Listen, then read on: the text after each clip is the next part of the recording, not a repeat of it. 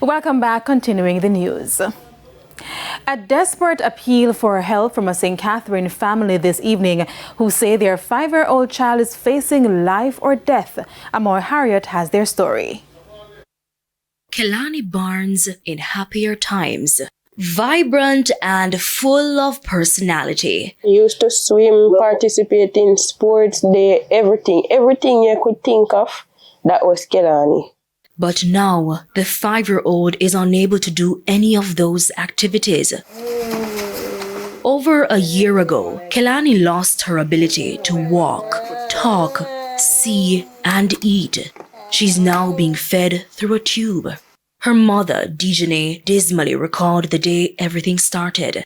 It was January 5 of last year. Khelani was home with her mother and grand-aunt when she began crying about a headache.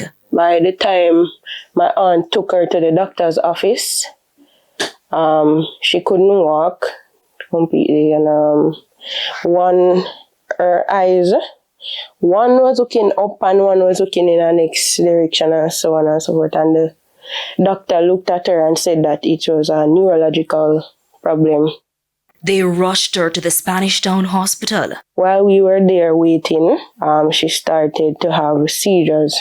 So she had 6 seizures in space of 2 hours, with the last seizure lasting for 6 minutes.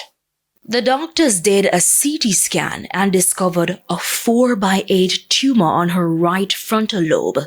She underwent surgery at the Bustamante Hospital for Children to remove the tumor.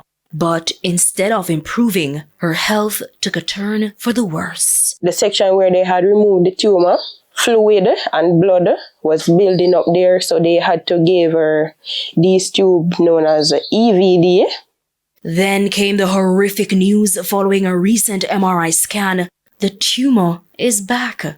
To date, the once active toddler has undergone 3 surgeries, with no doctor being able to tell the family what exactly is wrong with her. We were told that it was a glioblastoma multiforme.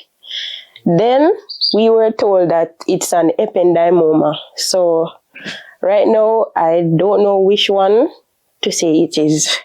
Dijane and her aunt are exploring all possible options for treatment. They've made a request to the St. Jude's Children's Research Hospital in the US and other health facilities locally. She did the surgery over a year ago. So currently we're on a waiting list to go to the Cornwall Regional Hospital, which is another government institution, because we're not able to pay for radiation treatment.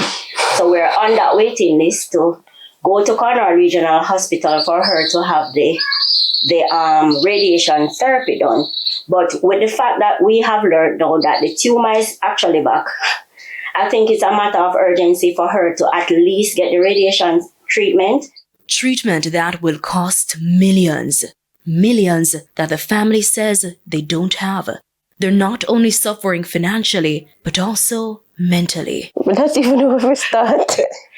In terms of emotionally, for me, I don't cry at home because I'm trying to be the pillar of strength for everybody. So I'm driving to work and I bawl till I can't see the road.